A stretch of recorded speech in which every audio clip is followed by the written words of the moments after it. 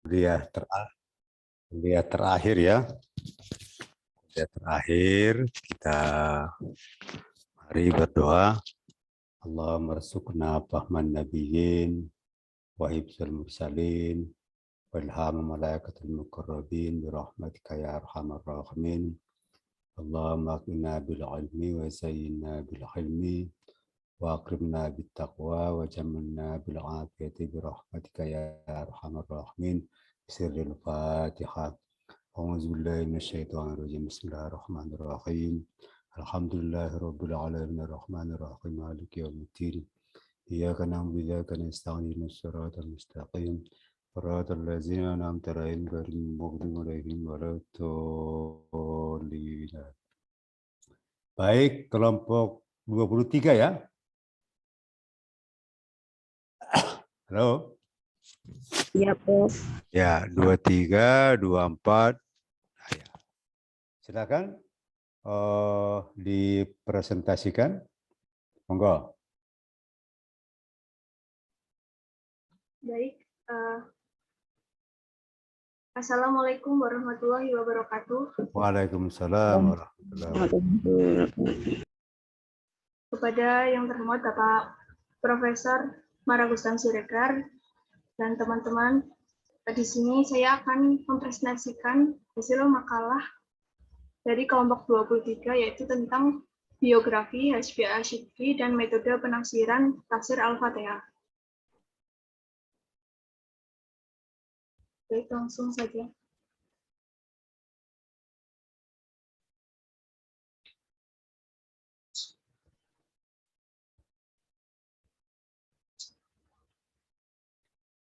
Bab 1 pendapat.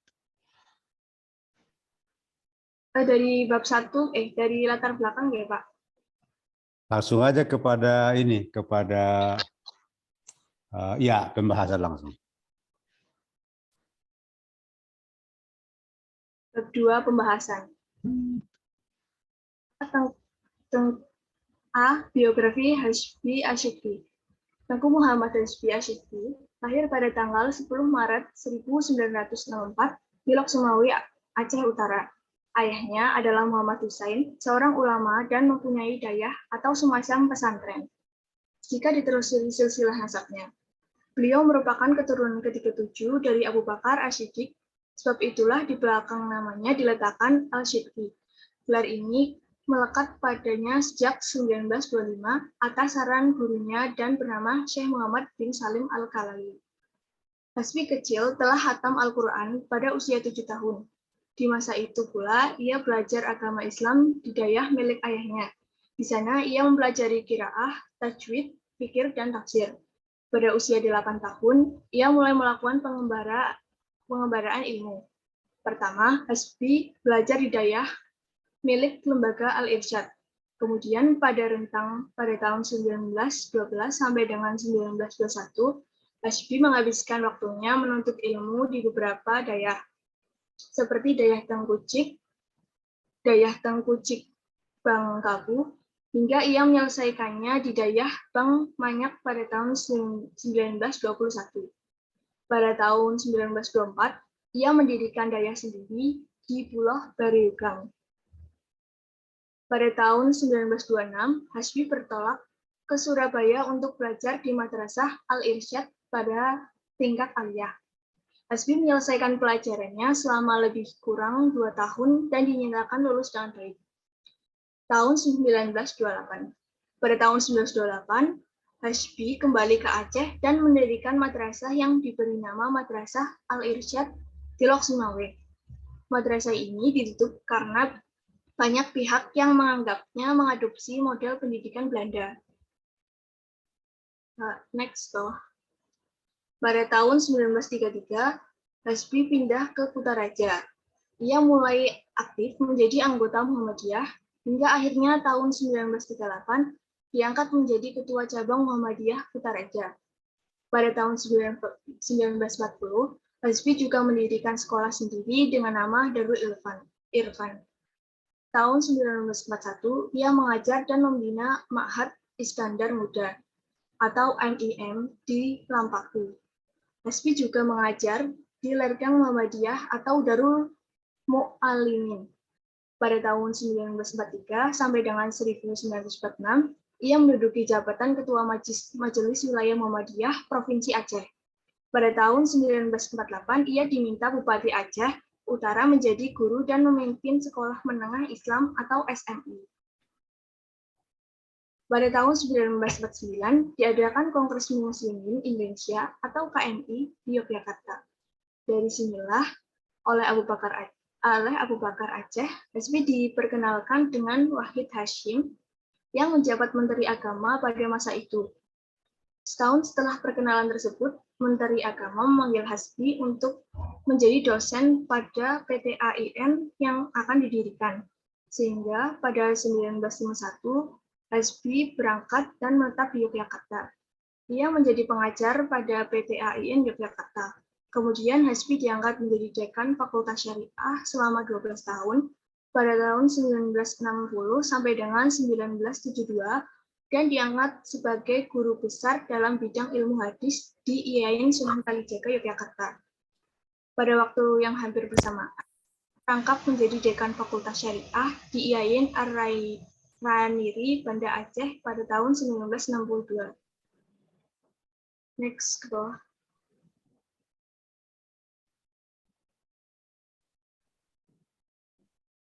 Next.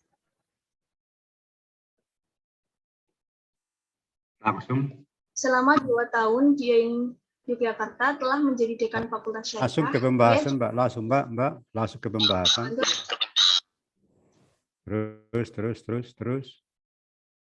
Terus. Ya. Atau ada penafsiran?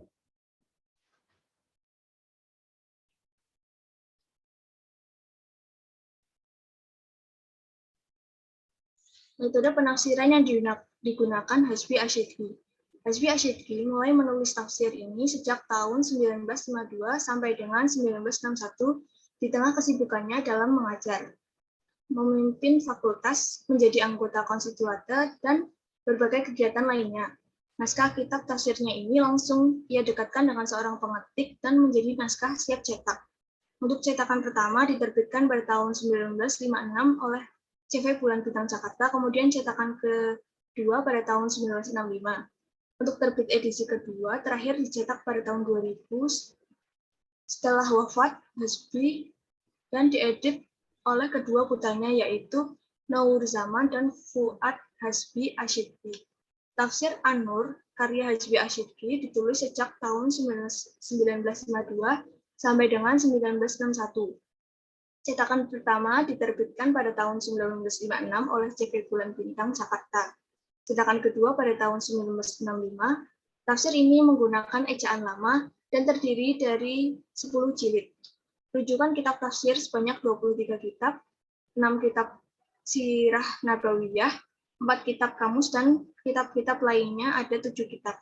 Total berjumlah 40 kitab. Tafsir ini menggunakan metode tahlili dan sistematika tartib musafi. Karena dalam tafsir ini Hasbi menyajikan penafsiran sesuai dengan urutan surat yang dimulai dari surat Al-Fatihah dan diakhiri dengan surat An-Nas. Mazhab atau corak tafsir ini cenderung kepada tafsir corak fikih atau hukum Islam yang begitu jelas. Hal ini terlihat pada luasnya penafsiran ayat-ayat yang terkait dengan masalah hukum. Ketika membahas tentang sistematika menyusun kitab tafsir, perlu diketahui bahwa dalam menyusun kitab tafsir setidaknya ada 3 bentuk penafsiran yang dikenal di kalangan para ahli tafsir, yaitu pertama, tartib musafi, yaitu penafsiran dengan urutan ayat dan surah. Pada sistematika ini, penafsiran yang diuraikan oleh mufasir adalah berdasarkan urutan dan ayat-ayat dalam mushaf yang dimulai dari awal surat Al-Fatihah sampai akhir surat An-Nas. Kedua, tartib nuzuli, yaitu penafsiran dengan urutan kronologi turunnya ayat. Pada sistematika ini, mufasir menafsirkan Al-Quran berdasarkan sejarah atau sebab atau kronologi turunnya ayat-ayat Al-Quran. Ketiga, tartib maudu'i, yaitu penafsiran dengan urutan yang sesuai dengan tema. Pada sistematika ini, mufasir menafsirkan Al-Quran berdasarkan tema atau topik-topik tertentu, ayat yang sesuai dengan topik tersebut. Next ke bawah. Pengambilan rujukan pada tafsir-tafsir bil ma'sur sebagai salah satu bahan dan pedoman dalam menafsirkan Al-Quran merupakan salah satu hal yang cukup penting dalam melakukan penafsiran. Hal ini dikarenakan bahwa dalam menafsirkan suatu ayat, tentu tidak dapat terlepas dari sebab nuzul dan konteks ayat tersebut dimunculkan. Selain faktor konteks dan spirit kemunculan suatu ayat, urgensi pengambilan sumber tafsir di kategori bil maksur adalah untuk menekankan pentingnya bahasa dalam memahami Al-Quran, memaparkan ketelitian redaksi dalam menyampaikan pesan, serta berfungsi mengikat mufasir dalam bingkai ayat-ayat sehingga membatasinya untuk tidak terjerumus ke dalam subjektivitas yang berlebihan. Dalam bagian mukadimah inilah, Hasbi juga memberikan penjelasan seputar pedoman yang digunakan dalam menerjemah ayat ke dalam bahasa Indonesia serta memberikan gambaran metode penafsiran dan penarikan kesimpulan yang dilakukan dalam hal terjemah dan alih bahasa. Hasbi berpedoman pada beberapa tafsir seperti tafsir Abu Su'ud yang berjudul Irsyad al-Salim ila Mazaya al-Kitab al-Karim, tafsir milik Syiriki Hasan Han, dan tafsir Al-Qasimi. Jika mengarah pada 3 bentuk sistematika penafsiran tersebut, maka dapat disimpulkan bahwa sistematika penafsiran yang digunakan oleh Hasbi Asyidqi dalam karyanya Tafsir An-Nur adalah tartib musafi. Karena penafsiran yang disajikan oleh Hasbi adalah dalam tafsir ini sesuai dengan urutan surah yang dimulai dari surat Al-Fatihah sampai dengan surat An-Nas. Berikut adalah sistematika dalam penafsiran tersebut. A. Sebelum Hasbi memulai penafsirannya, terlebih dahulu Hasbi mengemukakan penjelasan umum tentang surat yang akan dibahas. Alasan penamaan surat menyebutkan jumlah ayat dan tujuan surat, serta kesesuaian atau keterkaitan surat yang dengan ayat sebelumnya. B. Makna ayat-ayat tersebut diterjemahkan ke dalam bahasa Indonesia dengan cara yang mudah dimengerti dan dipahami serta memperhatikan makna-makna yang dikehendaki dari masing-masing lafal. C. Ayat-ayat tersebut ditafsirkan dengan menunjukkan kepada inti pembahasannya. D. Menerangkan ayat-ayat yang terdapat di lain-lain surat atau tempat yang dijadikan penafsiran bagi ayat yang sedang ditafsirkan atau yang sepokok, supaya memudahkan pembaca mengumpulkan ayat-ayat yang sepokok dan dapatlah ayat-ayat itu ditafsirkan oleh ayat-ayat yang berkaitan. E. Menerapkan asbabun nuzul atau sebab-sebab turunnya ayat tersebut. Apabila diperoleh atsar yang sahih, yang kesahihannya diakui oleh ahli-ahli hadis. Untuk mengetahui tentang metode penafsiran Hasbi Asyidqi dalam kitab Tafsir An-Nur lebih detail, dapat dilihat dari salah satu contohnya berikut ini, yaitu kisah Al-Baqarah ayat 23. Sebelum menafsirkan ayat ini, Hasbi terlebih dahulu menjelaskan tentang surat Al-Baqarah, menjelaskan yaitu sebagai berikut. Surat ini terdiri dari 286 ayat. Surat ini diturunkan di Madinah, kecuali ayat ke-281. Ayat ke-281 ini diturunkan di Mina ketika Nabi sedang melaksanakan haji wada. Menurut suatu pendapat, ayat tersebut merupakan ayat Al-Quran yang terakhir diturunkan. Sebagian besar ayat ini diturunkan ketika Nabi Muhammad hijrah dan Nabi menetap di Madinah. C. Tafsir Al-Fatihah. Hasbi menyebutkan nama-nama surat Al-Fatihah yang masyhur antara lain Al-Kitab, Al-Quran, Sab'u Al-Matsani, Al-Asas, Fatihat Al-Kitab, dan terkadang hanya disebut Al-Fatihah saja. Alasannya boleh jadi kependekatan dari Fatihat Al-Kitab dan boleh jadi pula merupakan nama baru. Hasbi menambahkan nama lagi yakni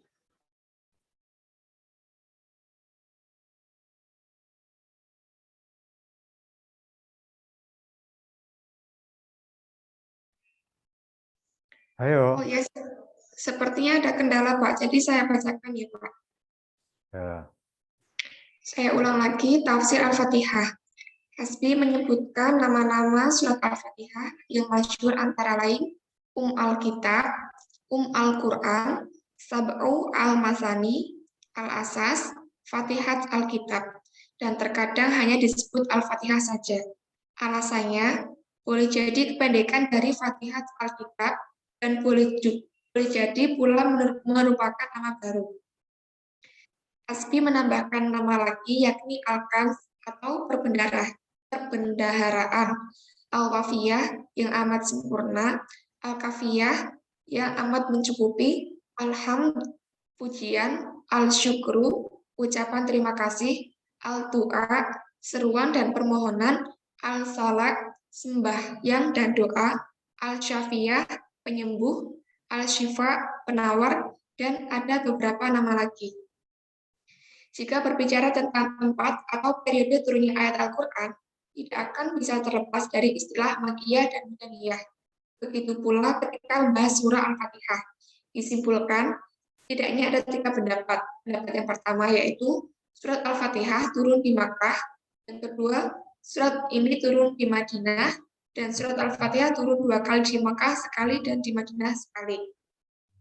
Hasbi memilih pendapat pertama, yakni surat Al-Fatihah turun di Makkah. Setelah ia memperhatikan pendapat mufasir seperti Al-Baghawi, Ibnu Katsir, dan Al-Baitawi, dan jumhur ulama, dengan mengutip ayat 87 dari surat Al-Hijr. Jumlah ayat dalam surat Al-Fatihah adalah 7 ayat. Semua ulama sepakat tentang masalah ini. Akan tetapi, Hasbi berpendapat bahwa Alhamdulillahirrabbilalamin adalah ayat pertama. Sedangkan siratal ladzina an'amta 'alaihim ayat ke-6 dan ghairil maghdubi 'alaihim waladdallin adalah ayat ke-7. Meskipun begitu, ia tidak menafikan bahwa basmalah merupakan satu ayat dari Al-Quran. Hanya saja, ia bukanlah termasuk satu ayat dari surat Al-Fatihah. Pada bagian komponen internal ini akan dibagi surat Al-Fatihah ini menjadi 5 bagian pokok, yaitu tauhid, janji dan ancaman, ibadah, cara memperoleh kebahagiaan, dan kisah umat terdahulu. Pertama, tauhid. Pada pembukaan Al-Fatihah bisa ditemui ayat tauhid, Alhamdulillah, termasuk dalam tauhid uluhiyah dan Rabb al-Amin, dan juga tauhid rububiyah.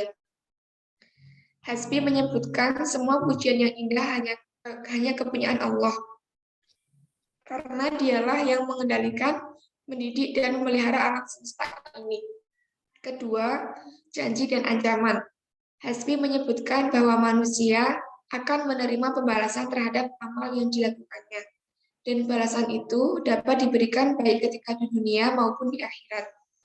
Balasan buruk ketika di dunia seperti kepapaan dan kemelaratan akibat mengabaikan kewajiban-kewajiban. Balasan amal baik seperti kesehatan dan ketegangan pikiran. Itu ketika di dunia. Tetapi di akhirat nanti balasan itu lebih setimpal dan proporsional.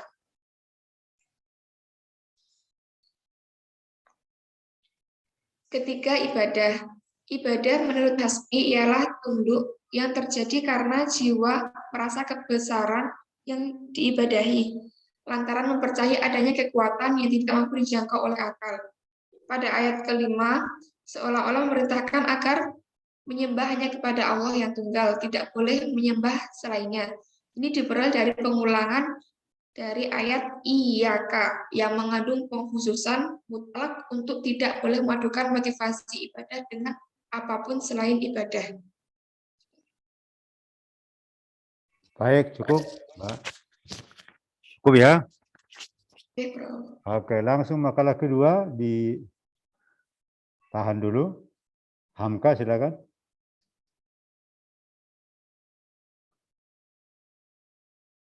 Oke, langsung pembahasan.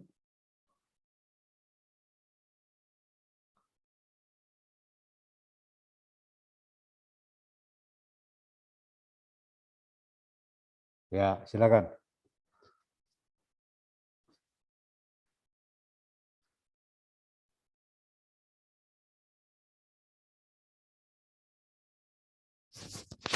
Ayo dimulai. Siapa ini presenternya?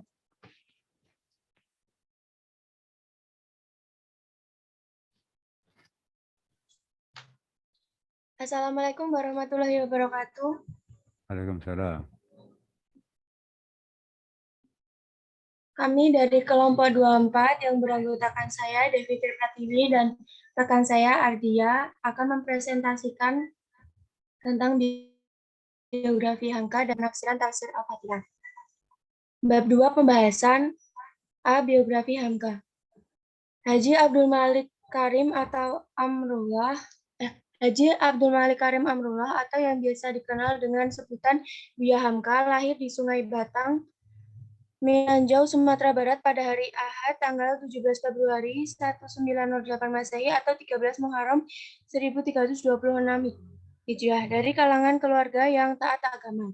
Ayahnya adalah Haji Abdul Karim Amrullah atau sering disebut Haji Rasul bin Syah Muhammad Amrullah bin Tuanku Abdullah Saleh. Haji Rasul merupakan salah seorang ulama yang pernah mendalami agama di Mekah, pelopor kebangkitan kaum muda dan tokoh Muhammadiyah di Minangkabau. Sedangkan ibunya bernama Siti Safiyah Tanjung binti Haji Sakaria. Dari genealogis ini dapat diketahui bahwa ia berasal dari keturunan yang taat beragama dan memiliki hubungan dengan generasi pembaru Islam di Minangkabau pada akhir abad 18 dan awal abad 19. Ia lahir dalam struktur masyarakat Minangkabau yang menganut sistem matrilineal. Oleh karena itu, dalam silsilah Minangkabau, ia berasal dari suku Tanjung, sebagaimana suku ibunya. Sejak kecil, Hamka menerima dasar-dasar agama dan membaca Al-Quran langsung dari ayahnya. Ketika usia 6 tahun, tepatnya pada tahun 1914, ia dibawa ayahnya ke Padang Panjang. Pada usia 7 tahun, ia kemudian dimasukkan ke sekolah desa yang hanya dienyamnya selama 3 tahun. Karena kenakalannya, ia dikeluarkan dari sekolah. Pengetahuan agama banyak ia peroleh dengan belajar sendiri atau autodidak. Tidak hanya ilmu agama, Hamka juga seorang otodidak dalam berbagai bidang ilmu pengetahuan seperti filsafat, sastra, sejarah, sosiologi, dan politik, baik Islam maupun Barat. Ketika usia Hamka mencapai 10 tahun, ayahnya mendirikan dan mengembangkan Sumatera Tawalib di Padang Panjang. Di tempat itulah Hamka mempelajari ilmu agama dan mendalami ilmu bahasa Arab. Sumatera Tawalib adalah sebuah sekolah dan perguruan tinggi yang mengusahakan dan memajukan macam-macam pengetahuan berkaitan dengan Islam yang membawa kebaikan dan kemajuan di dunia dan akhirat. Awalnya Sumatera Tawalib adalah sebuah organisasi atau perkumpulan murid-murid atau pelajar mengaji di Surau Jembatan Besi Padang Panjang dan Surau Parabek Bukit Tinggi Sumatera Barat. Namun dalam perkembangannya, Sumatera Tawalib langsung bergerak dalam bidang pendidikan dengan mendirikan sekolah dan perguruan yang mengubah pengajian surau menjadi sekolah berkelas. Satu latar belakang pendidikan Hamka. Hamka mendapat pendidikan rendah di sekolah dasar meninjau sehingga kelas 2. Ketika usia Hamka mencapai 10 tahun, ayahnya telah mendirikan Sumatera Tawalib di Padang Panjang. Di situ Hamka mempelajari agama dan mendalami bahasa Arab. Hamka juga pernah mengikuti pengajaran agama di surau dan masjid yang diberikan ulama terkenal seperti Syekh Ibrahim Musa, Syekh Ahmad Rashid, Sultan Mansur, Sujopranoto, dan Ki Bagus Hadikusumo. Hamka adalah seorang autodidak dalam berbagai bidang ilmu pengetahuan seperti filsafat, sastra, sejarah, sosiologi, dan politik, baik Islam maupun Barat. Dengan kemahiran bahasa Arabnya yang tinggi, beliau dapat menyelidiki karya ulama dan pujangga besar di Timur Tengah seperti Zaki Mubarak, Judi Zaidan, Abbas Al-Ahad, Mustafa Al-Manfaluti, dan Hussein Haikal. Melalui bahasa Arab juga, beliau meneliti karya sarjana Prancis, Inggris, dan Jerman seperti Albert Camus, William James, Sigmund Freud, Arnold Toynbee, Jean-Paul Sartre, Karl Marx, dan Perry Loti. Hamka juga rajin membaca dan bertukar-tukar pikiran dengan tokoh-tokoh terkenal Jakarta seperti Hos Djoko Raden Mas Surjopranoto, Haji Fahruddin Arsutan Mansur, dan Ki Bagus Hadikusumo, sambil mengasah bakatnya sehingga menjadi seorang ahli pidato yang handal. Pada usia 8-15 tahun, ia mulai belajar agama di sekolah Diniyah School dan Sumatera Tawalib di Padang Panjang dan Parabek. Di antara gurunya adalah Syekh Ibrahim Musa Parabek, Engku Mudo Abdul Hamid, Sultan Marajo, dan Zainuddin Lebai Al-Yunus. Keadaan Padang Panjang pada saat itu ramai dengan penuntut ilmu agama Islam di bawah pimpinan ayahnya sendiri. Pelaksanaan pendidikan waktu itu masih bersifat tradisional dengan menggunakan sistem halaqah. Pada tahun 1916, sistem klasikal baru diperkenalkan di Sumatera Tawalib, jembatan besi. Hanya saja, pada saat itu, sistem klasik yang diperkenalkan belum memiliki bangku, meja, kapur, dan papan tulis. Materi pendidikan masih berorientasi pada pengajian kitab-kitab klasik seperti nahwu, saraf, mantik, bayan, fiqh, dan yang sejenisnya. Pendekatan pendidikan dilakukan dengan menekankan pada aspek hafalan. Pada waktu itu, sistem hafalan merupakan cara yang paling efektif bagi pelaksanaan pendidikan, meskipun kepadanya diajarkan membaca dan menulis huruf Arab dan lain. Akan tetapi, yang lebih diutamakan adalah mempelajari dengan membaca kitab-kitab Arab klasik dengan standar buku-buku pelajaran sekolah agama rendah di Mesir. Pendekatan pelaksanaan pendidikan tersebut tidak diiringi dengan belajar menulis secara maksimal. Akibatnya, banyak di antara teman-teman Hamka yang fasih membaca kitab, akan tetapi tidak bisa menulis dengan baik. Meskipun tidak puas dengan sistem pendidikan waktu itu, namun ia tetap mengikutinya dengan sesama. Di antara metode yang digunakan guru-gurunya, hanya metode pendidikan yang digunakan Engku Zainuddin Lebai Al-Yunusi yang menarik hatinya. Pendekatan yang dilakukan Engku Zainuddin bukan hanya mengajar, akan tetapi juga melakukan proses mendidik. Next. Melalui Diniyah School Padang Panjang yang didirikannya, ia telah memperkenalkan bentuk lembaga pendidikan Islam modern dengan menyusun kurikulum pendidikan yang lebih sistematis. Memperkenalkan sistem pendidikan klasikal dengan menyediakan kursi dan bangku tempat duduk siswa, menggunakan buku-buku di luar kitab standar, serta memberikan ilmu umum seperti langsung aja Mbak, bahasa. langsung aja ke intinya, yang tafsirnya. Terus. Ya, Prof. Terus. Ya. Oke, itu ya, silakan. B. Tinjauan tentang tafsir Al-Azhar. Tinjauan tentang tafsir Al-Azhar penulis putaran sebagai berikut. 1. Identifikasi kitab dan latar belakang penulisnya. Kitab yang dijadikan objek pembahasan ini adalah kitab tafsir karya Haji Abdul Malik Arif Amrullah atau bisa dikenal dengan panggilan Buya Hamka. Dan juga kitab tafsirnya dikenal dengan nama Tafsir Al-Azhar. Kitab ini berjumlah 15 jilid. Di setiap jilidnya terdapat 2 juz dengan menggunakan bahasa Indonesia. Untuk lebih jelasnya, Hamka sendiri dalam pendahuluan tafsirnya memberikan petunjuk untuk pembaca. Tafsir ini pada mulanya merupakan rangkaian kajian yang disampaikan pada kuliah subuh oleh Hamka di Masjid Al-Azhar yang terletak di Kebayoran Baru sejak tahun 1959. Nama Al-Azhar bagi masjid tersebut telah diberikan oleh Syekh Mahmud Saltut, Rektor Universitas Al-Azhar semasa kunjungan beliau ke Indonesia pada Desember 1960, dengan harapan supaya menjadi kampus Al-Azhar di Jakarta. Penamaan tafsir Hamka dengan nama Tafsir Al-Azhar berkaitan erat dengan tempat lahirnya tafsir tersebut, yaitu Masjid Agung Al-Azhar. Terdapat beberapa faktor yang mendorong Hamka untuk menghasilkan karya tafsir tersebut. Hal ini dinyatakan sendiri oleh Hamka dalam mukadimah kitab tafsirnya. Di antaranya ialah keinginan beliau untuk menanam semangat dan kepercayaan Islam dalam jiwa generasi muda Indonesia yang amat berminat untuk memahami Al-Quran tetapi terhalang akibat ketidakmampuan mereka menguasai ilmu bahasa Arab. Kecenderungan beliau terhadap penulisan tafsir ini juga bertujuan untuk memudahkan pemahaman pada mubalik dan para pendakwah serta meningkatkan kesan dalam penyampaian khutbah-khutbah yang diambil dari sumber-sumber bahasa Arab. Hamka memulai penulisan tafsir Al-Azhar dari surat Al-Mu'minun karena beranggapan kemungkinan beliau tidak sempat menyempurnakan ulasan lengkap terhadap tafsir tersebut semasa hidupnya. Mulai tahun 1962, kajian tafsir yang disampaikan di Masjid Al-Azhar ini dimuat di majalah Panji Masyarakat. Kuliah tafsir ini terus berlanjut sampai terjadi kekacauan politik di mana masjid tersebut telah dituduh menjadi seorang neo-masyumi dan Hamkaisme. Pada tahun 12 Rabiul Awal pada 1383 Hijriah atau 27 Januari 1964, Hamka ditangkap oleh penguasa Orde Lama dengan tuduhan berkhianat pada negara. Penahanan selama 2 tahun ini ternyata membawa berkah bagi Hamka karena ia dapat menyelesaikan penulisan tafsirnya. 2. Sistematika penyusunan dan penafsiran.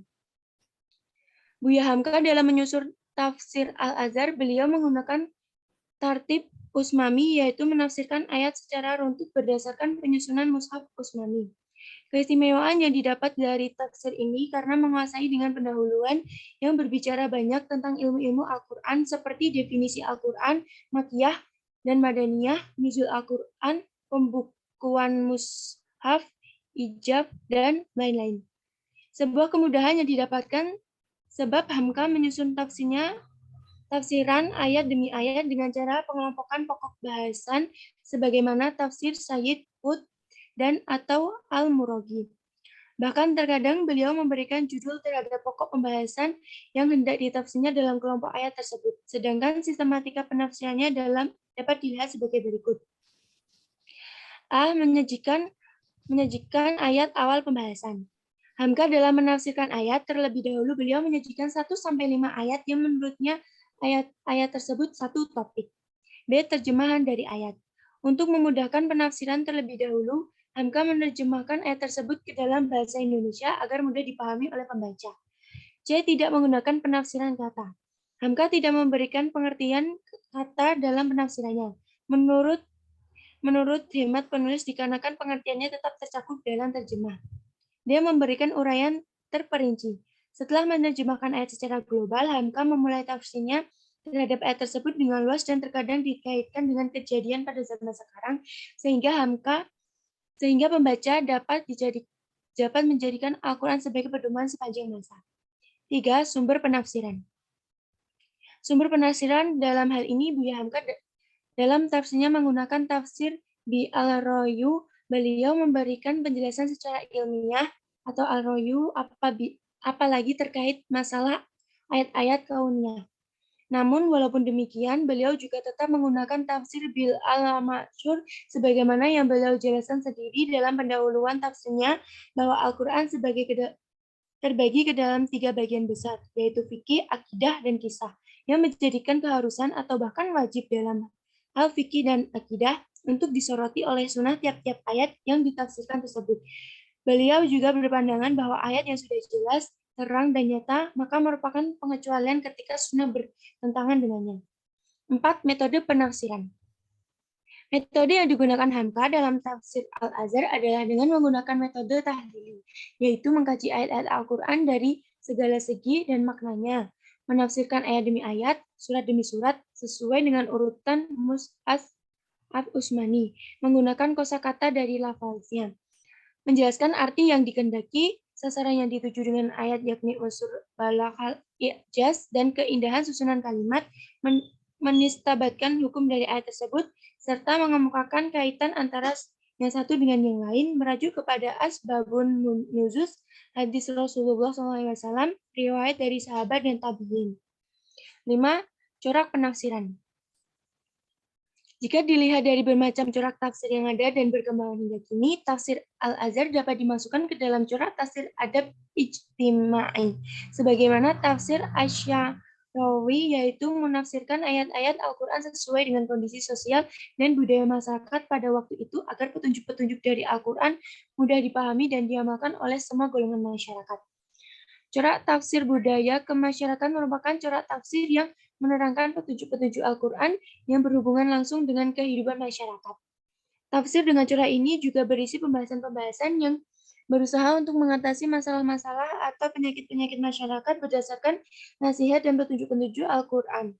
Dalam upaya mengatasi masalah-masalah ini, petunjuk-petunjuk Al-Quran dipaparkan dalam bahasa yang enak dan mudah dipahami.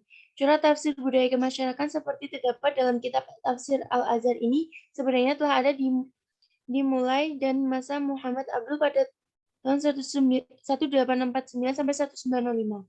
Syurah tafsir seperti ini dapat dilihat pada kitab Tafsir Al-Manar yang ditulis oleh Rashid Ridho yang merupakan murid Muhammad Abdul. Corak budaya kemasyarakatan ini dapat dilihat dengan jelas dalam Tafsir Al-Azhar karya Hamka ini. Tafsir ini pada umumnya mengaitkan penafsiran Al-Quran dengan kehidupan sosial dalam rangka mengatasi masalah atau penyakit masyarakat dan mendorong mereka ke arah kebaikan dan kemajuan. Dalam menafsirkan ayat-ayat Al-Quran, ketika mendapat kesempatan untuk mengupas isu-isu yang ada pada masyarakat, Hamka mempergunakan kesempatan itu untuk menyampaikan petunjuk-petunjuk Al-Quran dalam rangka mengobati masalah dan penyakit masyarakat yang dirasakan pada masa beliau menulis tafsir tersebut. Ketika dinyatakan bahwa tafsir Al-Azhar memiliki corak budaya kemasyarakatan, bukan berarti bahwa kitab tafsir ini tidak membahas tentang hal-hal lain yang biasanya terdapat dalam tafsir-tafsir lain seperti fikih, tasawuf, sains, filsafat, dan sebagainya.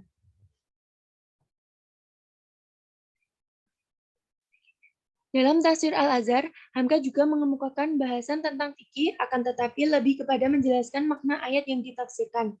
Dan untuk menunjung tujuan pokok yang ingin dicapainya, yaitu menyampaikan petunjuk-petunjuk Al-Quran yang berguna bagi kehidupan masyarakat. Ini bisa dirujuk ketika Hamka menjelaskan makna nazar dalam menafsirkan surat Al-Insan ayat ke-7. Dalam curah penafsiran tafsir Al-Azhar, Hamka lebih dipengaruhi oleh tafsir Al-Manar karangan Rashid Ridho yang terkenal dengan curah penafsiran Birayi. Penjelasan selanjutnya akan dijelaskan oleh Ardia. Selanjutnya, tafsir surat Al-Fatihah dalam Al-Azhar. Al-Fatihah artinya ialah pembuka. Surat ini pun dinamai Fatihul Kitab, yang berarti pembuka kitab. Karena kitab Al-Quran dimulai dan dibuka dengan surat ini. Dia yang memulai ditulis di dalam mushaf, dan dia yang mulai dibaca ketika tilawatil Al-Quran. Meskipun bukan dia surat yang mula-mula diturunkan kepada Nabi Muhammad SAW, namun surat Al-Fatihah ini memang telah masyhur sejak permulaan nubuat. Jumlah ayat dalam surat Al-Fatihah adalah 7 ayat. Semua ulama sepakat tentang masalah ini, akan tetapi mereka berbeda pendapat menentukan apa saja yang 7 ayat yang dimaksud. Pendapat pertama mengatakan bahwa basmalah adalah ayat pertama dan syiratal ladzin sampai akhir adalah ayat ke-7. Hamka berpendapat bahwa perbedaan ini bukanlah sesuatu yang prinsipil berkaitan dengan akidah. Ia juga tidak menyatakan pendapat mana yang dipilih. Semuanya dikembalikan pada penyelidikan pribadi masing-masing.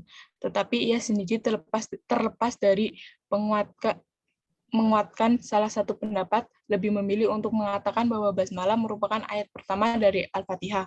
Hamka menguatkan pendapatnya dengan riwayat Al-Durqutni dari Abu Hurairah. Hamka menolak anggapan yang mengatakan basmalah pada surah Al-Fatihah berfungsi sebagai pembatas antar surah, sebab tidak ada satu surah pun yang mendahului Al-Fatihah. Pendapat Hamka ini selaras dengan pendapat Abdul Al-Rauf Al-Bantani, Mahmud Yunus, dan M. Quraish Shihab pun telah cenderung memilih pendapat ini. Pendapat kedua menyatakan bahwa Alhamdulillahirrabbilalamin adalah ayat pertama, sedangkan Syiratal ladzina an'amta alaihim bergerak ya, ayat nggak ke-6. bergerak itu. Presentasinya nggak bergerak gitu. Kenapa, Prof? Nggak bergerak. Terus.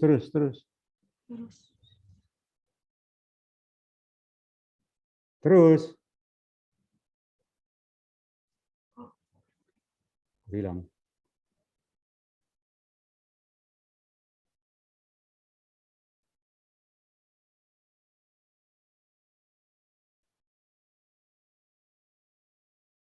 Iya.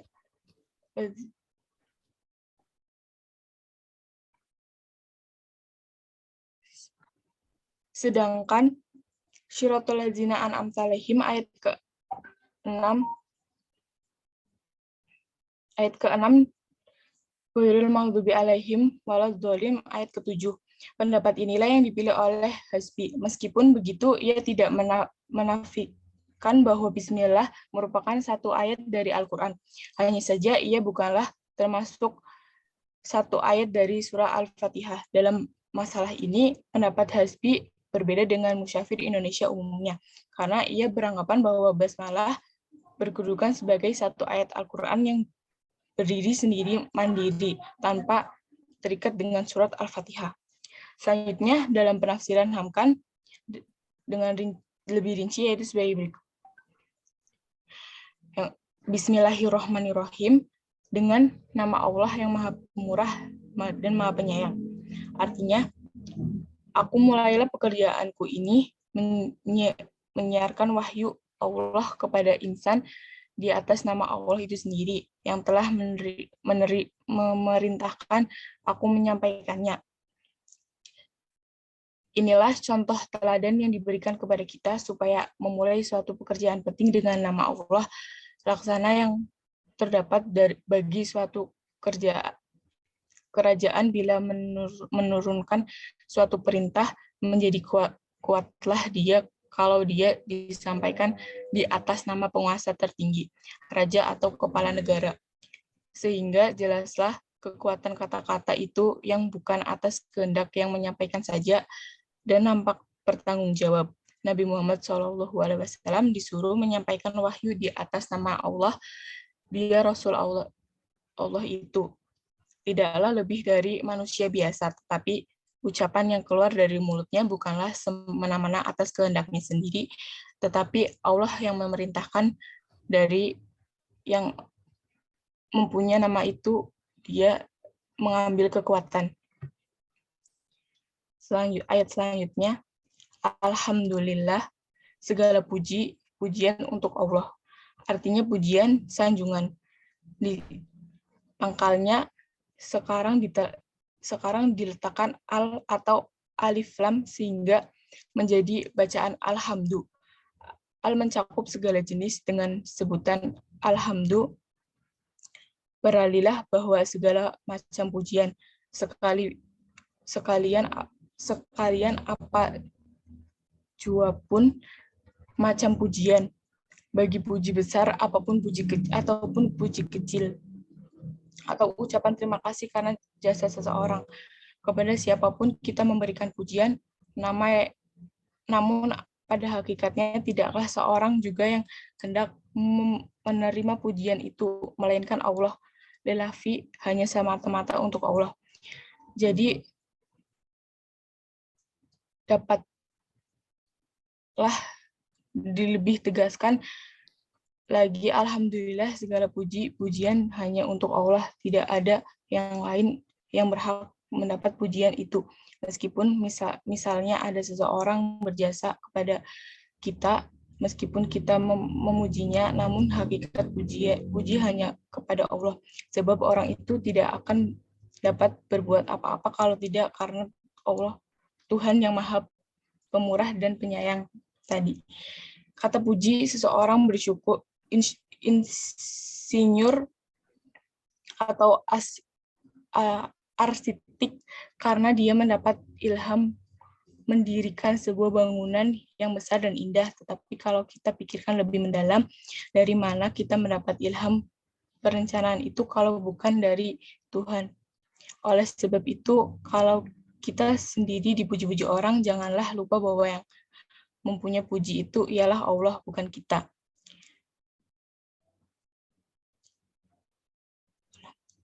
Hirobil alamin, pemelihara semesta alam, atau Tuhan dari sekalian makhluk, atau Tuhan seru. Minum dulu Mbak, minum dulu, ganti yang lain.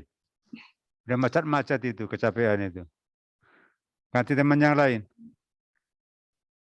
Halo? Iya, Prof. Ya, ganti yang lain. Minum dulu.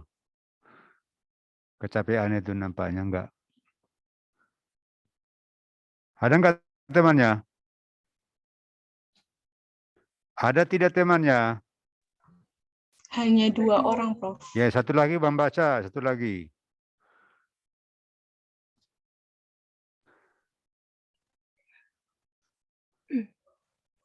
atau Tuhan dari sekalian makhluk atau Tuhan seluruh sekalian alam. Pada umumnya, arti alam ialah seluruh yang ada ini, selain dari Allah. Setelah dia menjadi jama ini, yaitu menjadi kalimat alamin, berbagailah dia ditafsirkan orang. Setengah penafsiran mengatakan bahwa yang dimaksud dengan alamin ialah makhluk insani, ditambah dengan malaikat, jin, dan syaitan. Tetapi di dalam Al-Quran sendiri pernah bertemu kata alamin itu hanya dikhususkan maksudnya untuk manusia saja. Kita lihat surat Al-Hijr ayat 70, yaitu ketika kaum Nabi Lut menyatakan kepada Lut mengapa dia menerima tetamu dengan tidak setahu mereka, padahal dia telah dilarang menerima kedatangan orang-orang.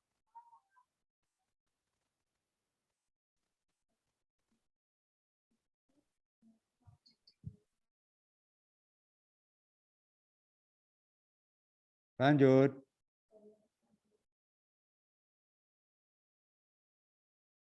Halo.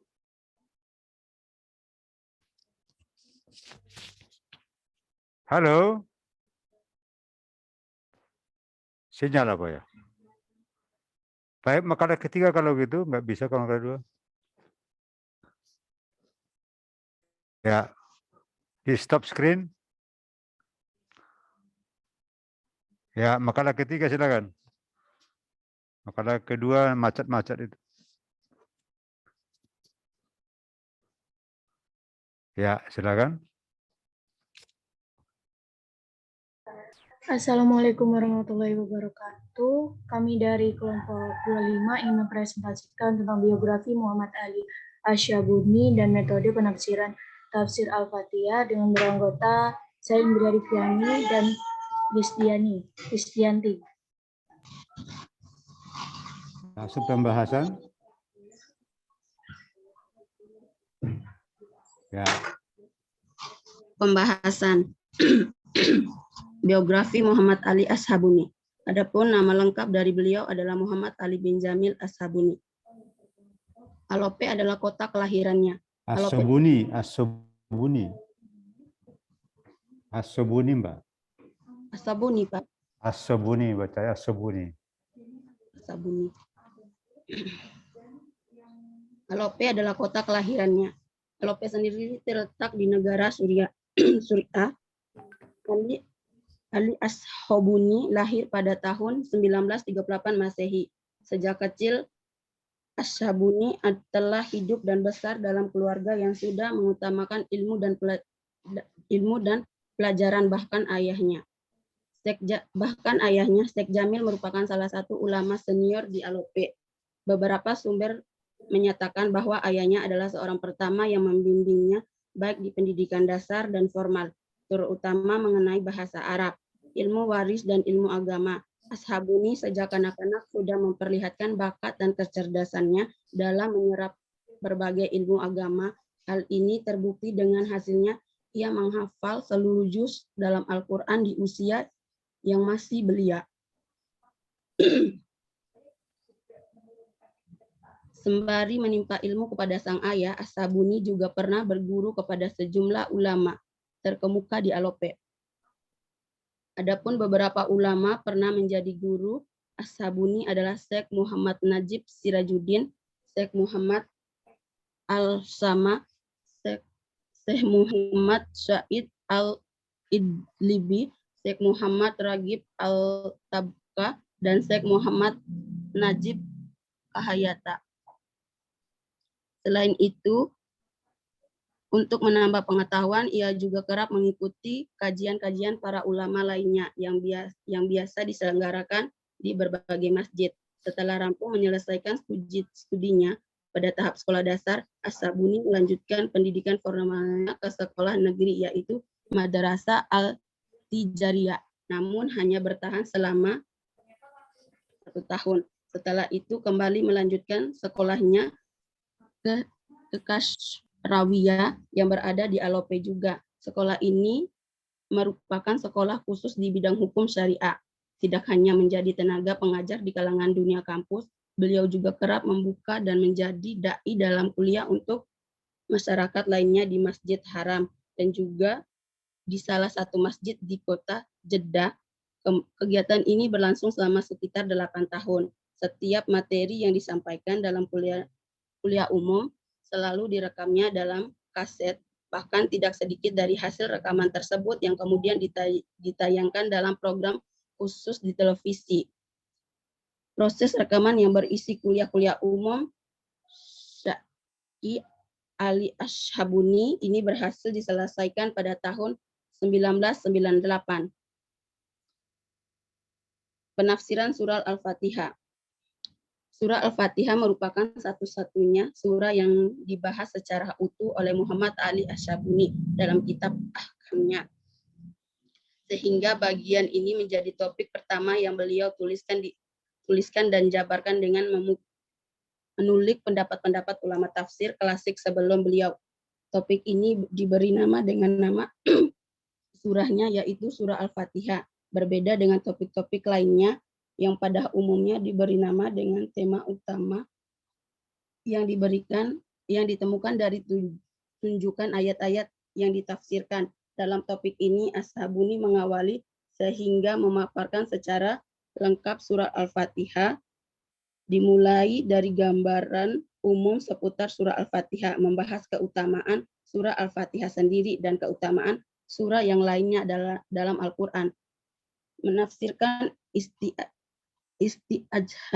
isti'ajha basmalah, kemudian baru masuk pada penafsiran ayat demi ayat surah Al-Fatihah dengan sistematika metodologi yang beliau bangun dan tetap mempertahankan kekayaan materi yang ada di dalamnya. Sorotan utama dalam penafsiran surah Al-Fatihah versi Ashabuni ini adalah kandungan hukum tentang Halo. Iya, Jadi Pak. Yang lainnya dalam Quran menafsirkan isti'azah. Isti'azah. Artinya auzubillahi minasyaitonirrajim gitu loh, Mbak. Oh iya. Ya. Terus nggak apa-apa. Masuk kepada nama lain dari Al-Fatihah. Nama lain dari Al-Fatihah. Surah Al-Fatihah memiliki beberapa nama, di antaranya pertama Al-Fatihah, karena surah ini sebagai surah pembuka kitab Al-Quran. Hal ini sesuai dengan pendapat At-Tabari, bahkan disebut Al-Fatihah dikarenakan baca dalam setiap sholat. Kedua, Ummul Kitab, diberi nama dengan Ummul Kitab karena surah ini mencakup tujuan asas Al-Quran. Dalam surah Al-Fatihah ini telah terangkum mulai dari pujian terhadap Allah, pengakuan terhadap rububiyahnya, penghambaan terhadapnya, patuh pada perintah dan larangannya, dan permohonan hidayah agar berada dalam keridhoannya. Asalnya orang Arab menyebut adalah untuk menunjukkan segala sesuatu yang mengumpulkan perkara. Ketiga, As-Sabu al-Matsani atau 7 ayat yang diulang-ulang. Menurut ijma para ahli qiraah dan ulama disebut dengan As-Sabu al-Matsani dikarenakan ayat dalam surah Al-Fatihah berjumlah 7 ayat. Keutamaan surah Al-Fatihah. Keutamaan surah Al-Fatihah dalam kitab tafsir Rawai Al-Bayan, Ashabuni mengumpulkan sekitar 3 buah dalil hadis yang membahas tentang keutamaan surah Al-Fatihah. Pertama, hadis yang bersumber dari riwayat Imam Bukhari dalam kitab Syahahinya. Dalam hadis tersebut Rasulullah Shallallahu Alaihi Wasallam mengatakan pada salah seorang sahabatnya bahwa Al-Fatihah adalah surah yang paling agung di antara surah-surah lainnya. Yang dalam surah Al-Quran Al-Fatihah tersebut disebut Nabi Shallallahu Alaihi Wasallam dengan istilah Asbaul Matsani. Hadis di atas adalah redaksi lengkap dari yang terdapat dalam Sahih Bukhari. Hanya saja Ashabuni dalam mengutip hadis ini dalam tafsir Ahkamnya tidak menyertakan sanadnya, serta lengkap, namun langsung kepada sanad awalnya, yaitu Abi Said bin Mu'alla secara matan. Ashabuni menulisnya secara lengkap. Kedua, selain hadis yang bersumber Imam Bukhari, Ashabuni juga mengutip hadis dari Imam Muslim. Sebagaimana dikisahkan dalam hadis tersebut, Nabi Muhammad sedang bersama malaikat Jibril. Malaikat Jibril berkata kepada Nabi Muhammad SAW, setelah sebelumnya Jibril mendengar suara dari atas, kemudian mengangkatkan pandangan ke langit. Jibril menyampaikan bahwa Nabi Muhammad patutnya berbahagia karena Allah memberikan 2 cahaya dan tidak diberikan kepada siapapun sebelumnya, yaitu Al-Fatihah dan akhir surat Al-Baqarah. Demikian terkhususnya surat Al-Fatihah yang menjadi pembukaan dalam mushaf Al-Quran. Ketiga, sumber yang menjadi rujukan As-Sabuni adalah kitab Musnadnya Imam Ahmad. Disebutkan dalam hadis Nabi Shallallahu Alaihi Wasallam tersebut bahwa Al-Fatihah As-Sabul Matsani adalah surah yang belum pernah diberikan Allah dalam Taurat maupun Injil. Allah hanya menurunkan dalam Al-Quran. Menurut Imam Tirmizi, hadis ini kedudukan hasan syahih. Menurut Ashabuni, ketiga riwayat ini merupakan riwayat yang paling sahih di antara riwayat lainnya, karena masih banyak riwayat lainnya mengungkapkan tentang keutamaan surah Al-Fatihah ini. Hanya saja riwayat tersebut ada yang sahih dan ada pula yang dhaif. Perihal surah-surah lainnya dalam Al-Quran. Menurut As-Sabuni dalam tafsir ahkamnya bahwa telah banyak beredar hadis-hadis yang membahas tentang keutamaan berbagai surah dalam Al-Quran, walaupun pada dasarnya dengan tujuan hisab atau mengharap ridha Allah.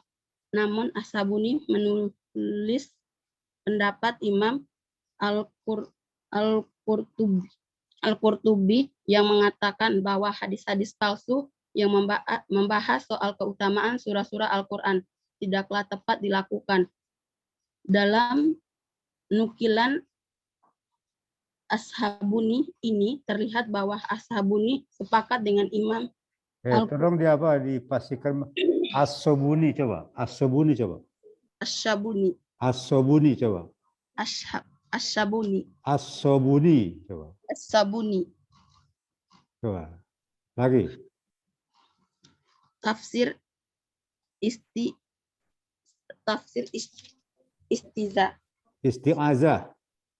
Tafsir Isti'azah.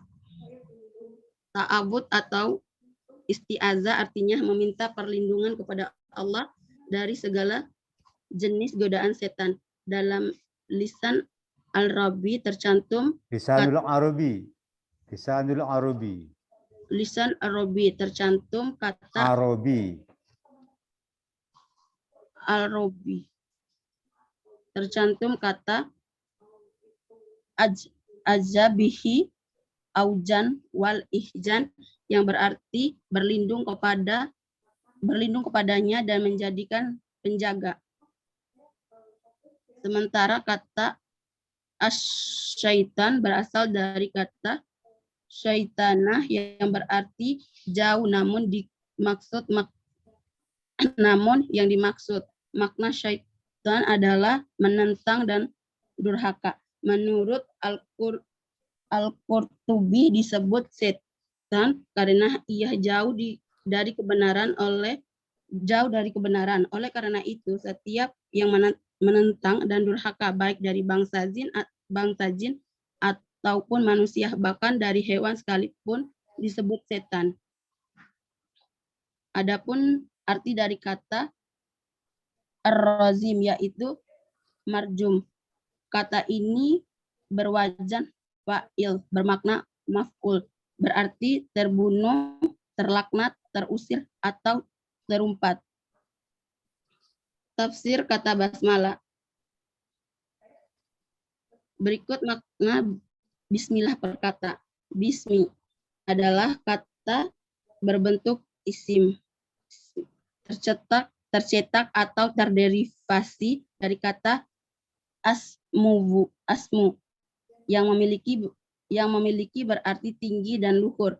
Pendapat lain ia berasal dari kata asmi'ah yang berarti pertanda. Menurut Al-Qurtubi, pendapat yang mengatakan kata is berasal dari asmu adalah pendapat yang lebih sahih, dan inilah pendapat para ahli dari Basra. Adapun huruf ba yang terdapat dalam frasa bismi berkaitan dengan kata kerja yang dibuang, dan hal tersebut disesuaikan dengan kondisi orang yang mengucapnya, orang yang membacanya. Misalnya, ia membaca bismillah, maka ketika ia membaca bismillah, maka itu berarti aku membaca seraya memohon pertolongan dengan menyebut asma Allah. Demikian pula orang yang menulis apabila ia mulai mengambil pena dan membaca bismillah, maka itu artinya aku menulis seraya memohon pertolongan dengan menyebut asma Allah. Dengan kata lain, dalam ba tersebut dikira-kirakan perbuatan yang sesuai dengan dan sedang dilakukan dalam hadis yang mulai Rasulullah Shallallahu Alaihi Wasallam. Yang mulia, kok yang mulai gimana tuh? Maaf, bro. Minum dulu. Wah, masih muda kok sudah karu-karuan. Minum dulu.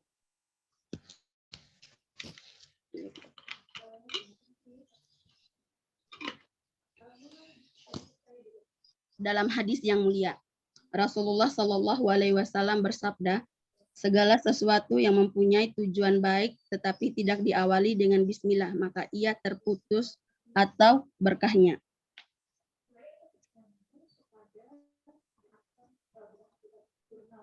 Berarti asma atau nama bagi zat yang maha suci.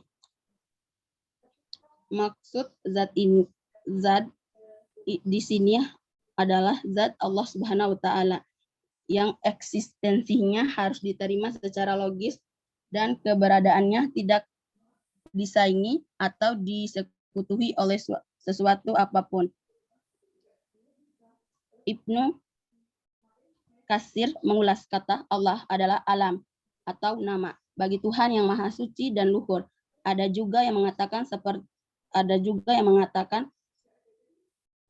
oleh Ibnu Katsir, kata tersebut adalah al-isma al-zam atau asma yang teragung. Karena nama tersebut disifati dengan seluruh sifat, maka ia sesuai dengan firman Allah Subhanahu wa Ta'ala.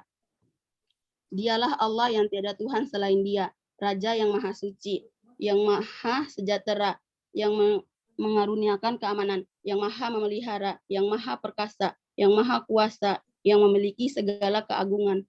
Maha suci Allah dari apa yang mereka persekutukan. Maksud nama-nama lain seperti tercantum dalam ayat adalah sifat-sifat Allah Subhanahu wa Ta'ala. Kemudian Ibnu Katsir mengakhiri penjelasan seraya mengatakan kata Allah adalah nama yang selain Dia tidak dipanggil dengan sebutan ini. Ar-Rahmanir-Rahim. Dua asma Allah Subhanahu wa Ta'ala diderivasikan dari kata Ar-Rahma. Adalah yang ada yang bilang kata itu bukan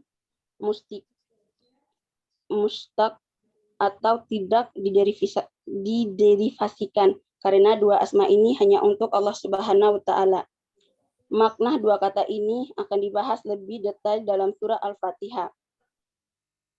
Dengan demikian, makna bismillah yaitu apabila seseorang mengucapkan Bismillahirrahmanirrahim.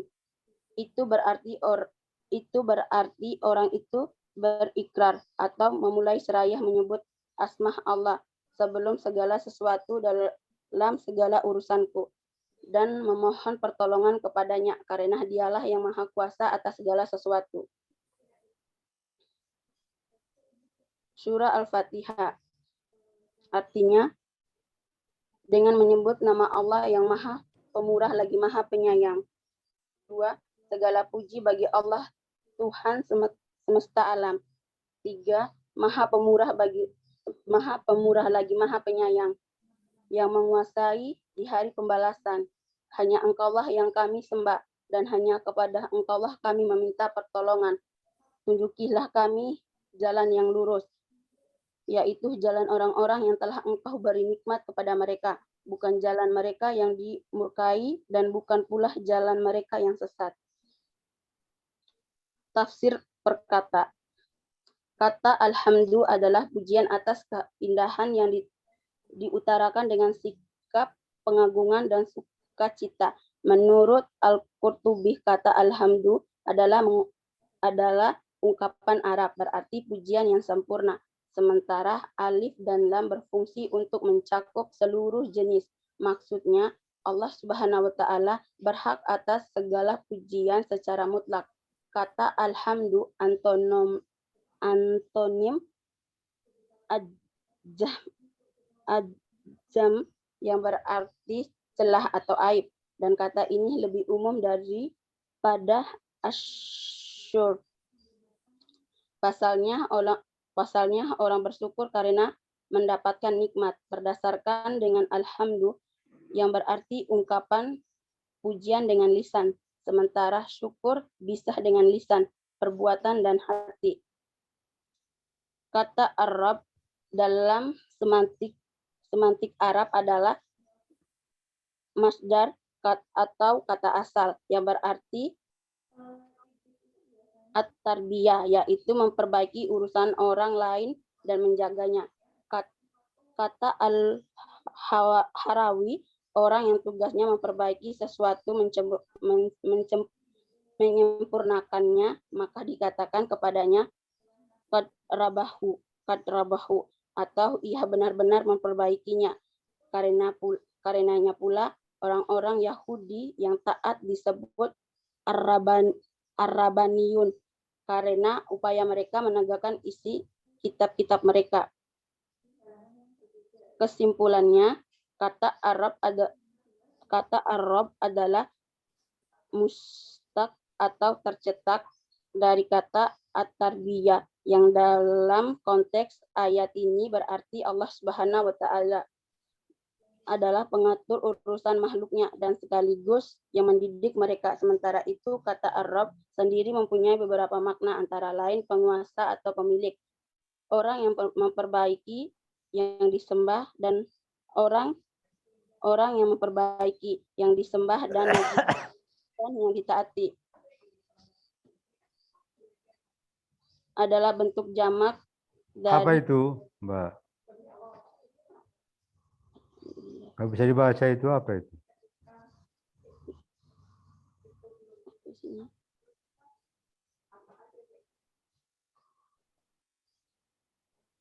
Sabar, Prof. Hah? Di sini nggak ada tulisannya, Prof. Loh, kamu buang kemana? Hah? Iya, Prof.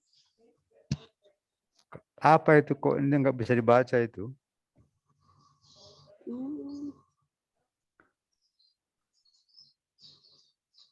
Alamin apa ya?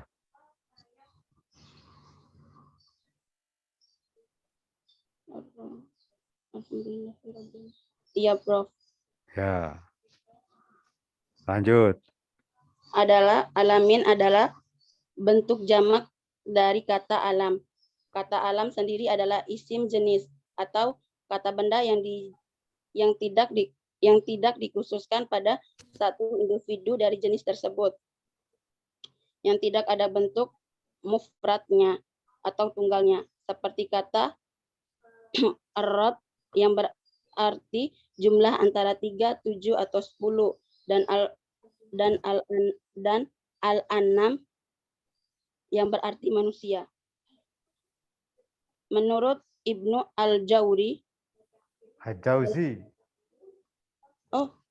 menurut Ibnu Minum dulu, ini nggak bisa baca lagi itu sudah. Temannya siapa temannya? Ya, Prof. Jadi baca, kan berdua tuh. Ya kamu baca. Menurut Ibnu Al-Jauzi Gantian ya.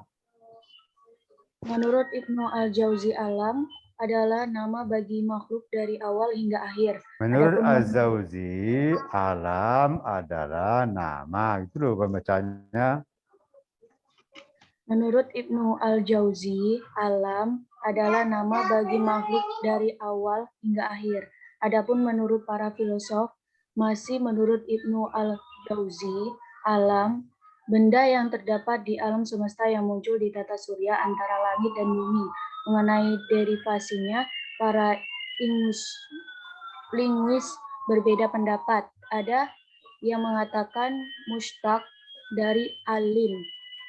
Demikian seperti menurut kebanyakan linguis Arab. Sementara bagi kalangan filosof, ia berasal dari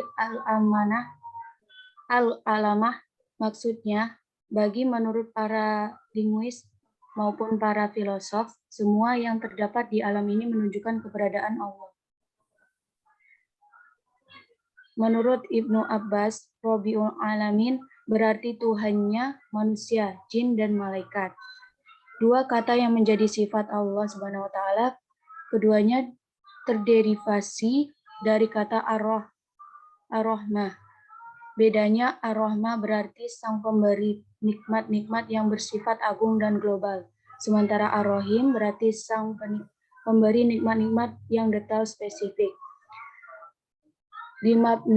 Dimabnikan atau ditampilkan dalam bentuk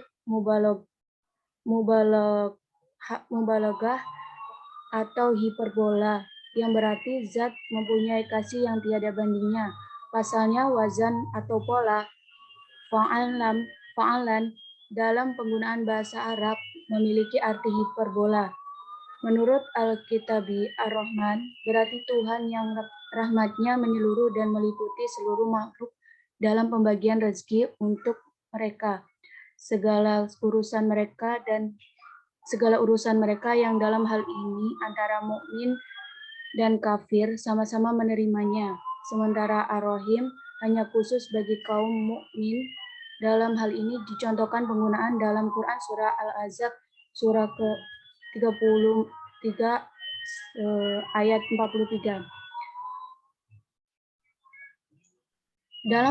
Pada itu penggunaan Ar-Rahman hanya untuk Allah Subhanahu wa taala, karena hanya Dia yang patut menyandang sifat ini, berbeda dengan Ar-Rahim. Makhluk pun boleh menyandangkan. Arti hari pembalasan atau perhitungan maksudnya adalah hanya Allah yang mengendalikan pada hari pembalasan dan perhitungan. Sifat pengendalian murni di tangan Allah. Dengan menggunakan kalimat na'budu berarti kami merendahkan diri, kami khusyuk, dan kami mencari ketenangan. Menurut Azam. Suara apa itu ya? Suara apa itu? Maaf, Prof. Suara apa itu? Itu adik lagi main. Oh. Kalau Lisdianti dulu baca Lisdianti. Ramai banget itu suaranya.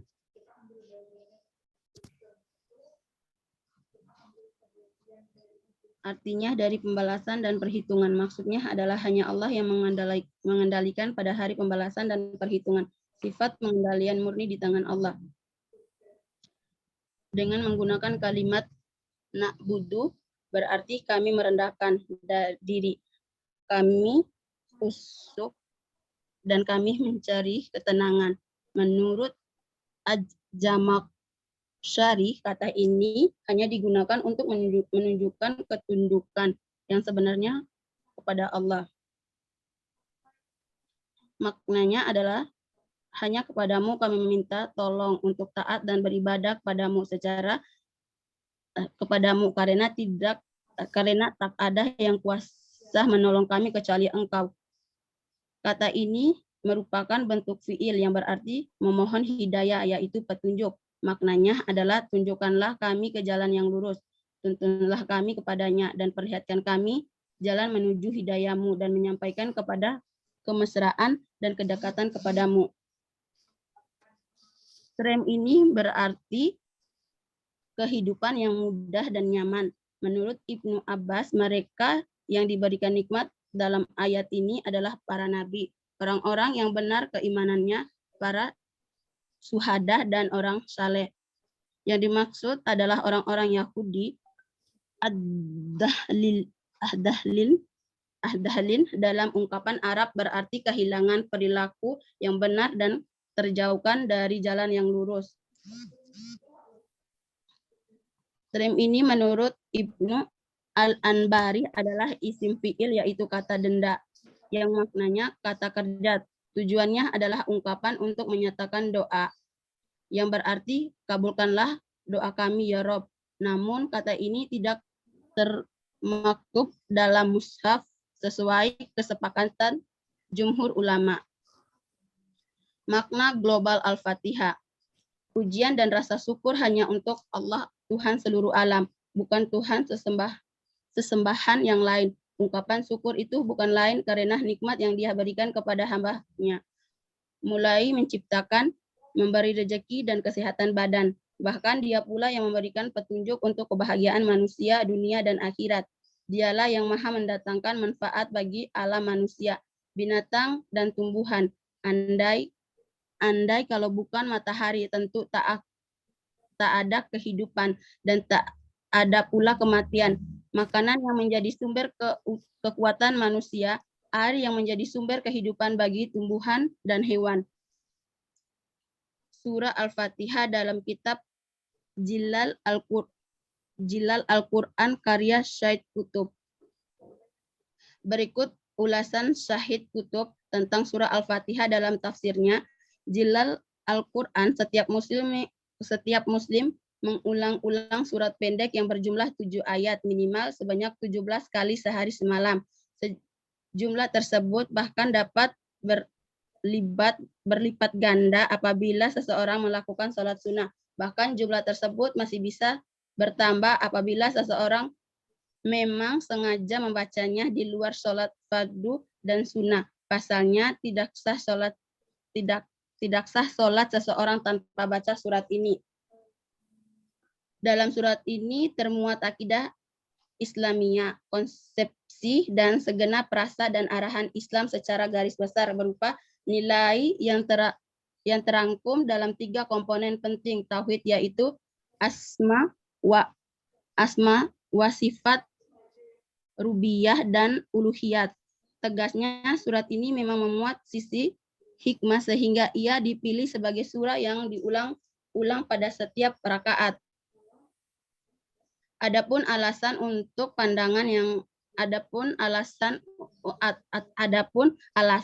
pandangan yang dapat penulis perlu setelah membaca uraian Syahid Qutb yang dinukil oleh As-Sabuni, tak kalah menafsirkan surah Al-Fatihah adalah sebagai taukid atau pendapat beliau tentang keutamaan surah Al-Fatihah dan juga penguat dalam penjelasannya pada subbab makna global surah Al-Fatihah. Selain As-Sabuni memaparkan kandungan hukum terkait kedudukan basmalah dalam Al-Fatihah. Beliau juga memperlihatkan kepada kita rahasia-rahasia yang terdapat dalam surah Al-Fatihah dari segi akidah Islamiyah. Pertama, Allah zat pada Maha Pencipta memerintahkan ta'awud saat membaca Al-Quran. Masih banyak, Mbak? Masih, Prof. Waduh, banyak sekali ya. Masih kecil. Gimana, Prof? Waktunya habis ya. Coba lihat terus. Oh, masih banyak sekali ya. Iya, Prof. Ya, nanti baca sendiri aja ya. Oh iya, Prof. Oke, kita diskusikan aja dulu. Monggo di stop screen. Ya, baik. Di videonya dihidupkan semua. Yang tadi masih tidur tadi, supaya bangun. Ya, oke. Baik, kita 3 mufasir. Pertama adalah Hasbi As-Siddiqi, itu adalah juga dosen UIN ya, Fakultas Syariah almarhum. Itu orang Aceh. Kemudian Hamka, orang pertama Ketua Majelis Ulama Indonesia adalah Pak Haji Amrullah, singkat dengan Hamka, orang Padang ya. Yang kedua, ketiga adalah Ali As-Sobuni ya. Tentang penafsiran Al-Fatihah dan biografinya masing-masing. Monggo, masih ada waktu, silakan bertanya di kuliah penutup ini. Silakan monggo semua ya. Kalau tidak ada langsung kita tutup gitu. Langsung kepada kisi-kisi ujian ya. Sambil menunggu untuk ujian, nanti multiple choice ya. Multiple choice 100 soal. 100 menit. Jadi 1 soal harus bisa menjawab 1 menit ya. Itu panjang juga 1 menit itu ya. 60 detik. Jadi saya buat nanti 100 soal. Waktunya 100 menit berarti ya. 100 menit gitu. Dari awal sampai akhir ya. Awal sampai akhir. Nanti yang Anda buat soalnya saya filter dulu. Ya, kemudian bisa saya ganti. Ya, terutama apa yang saya jelaskan gitu ya. Tapi tetap dari soal Anda diperhatikan semua. Nanti ujiannya setiap orang tidak sama nomornya ya.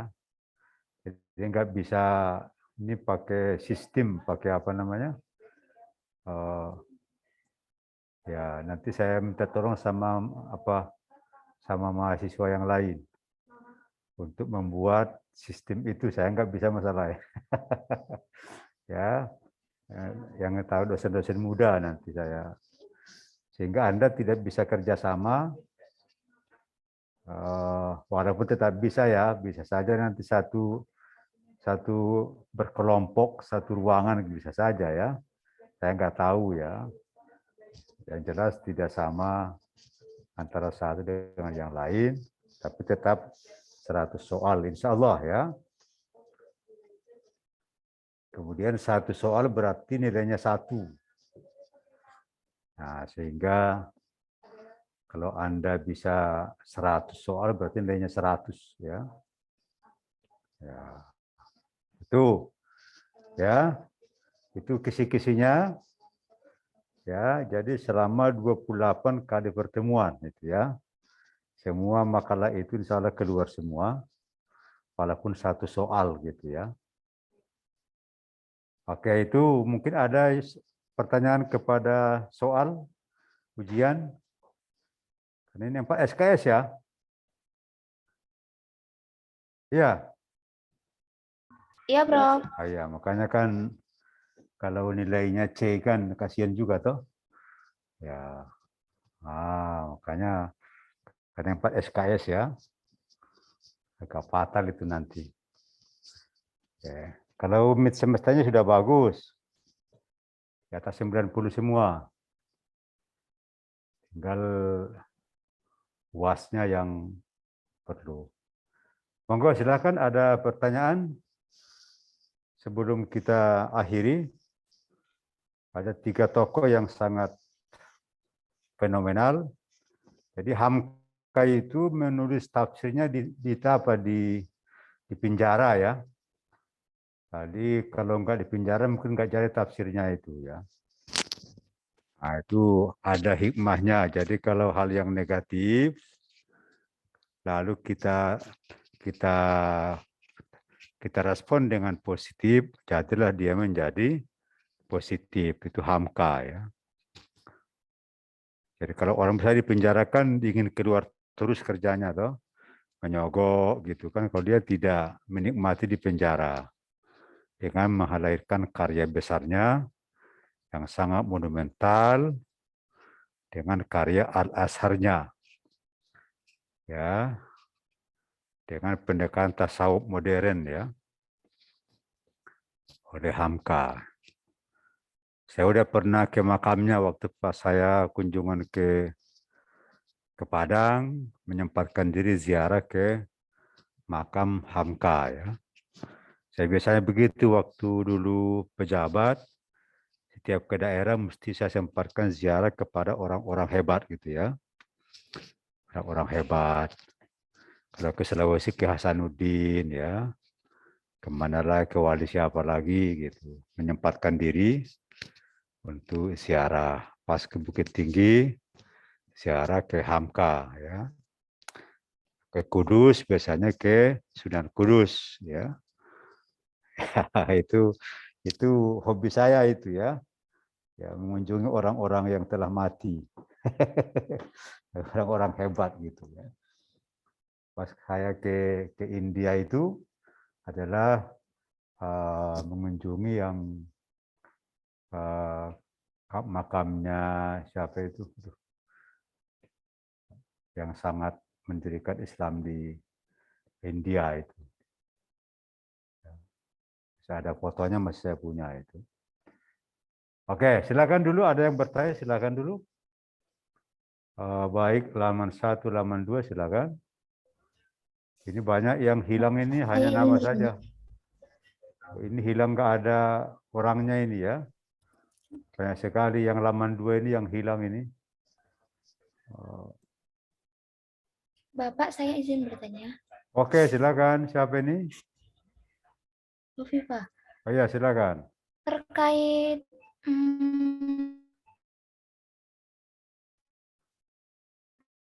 kita dikasih kisi-kisi seperti es kemarin, Ya. lalu dipelajari, gitu nggak Pak? Ya. Jadi yang soal-soal yang Anda buat, ya toh, nanti kan saya pelajari. Layak tidak soal itu. Ya, kalau layak, masuk soal dia, berarti beruntung dia ya. Ya. Maka bisa saja nanti Hopipa semua soal-soal itu di-share ke teman-temannya semua ya. Yang berarti 28 kelompok ya, 27.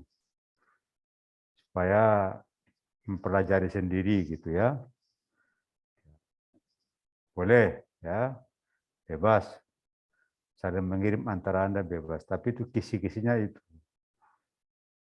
Ya, jadi semua soal atau materi dari pertemuan kedua sampai hari ini ada Sobuni, ada Hamka, ada Hasbiah Siddiqi. Karena itu adalah wilayah Islam ya. Jadi PS itu kan pengatas Islam itu semua bidang keislaman dikaji ya. Kita kaji semua. Tafsirnya, hadisnya, akidahnya, fikihnya, ya, sejarahnya, itu ya, semua, walaupun tidak secara mendalam, ya, hal-hal yang penting aja.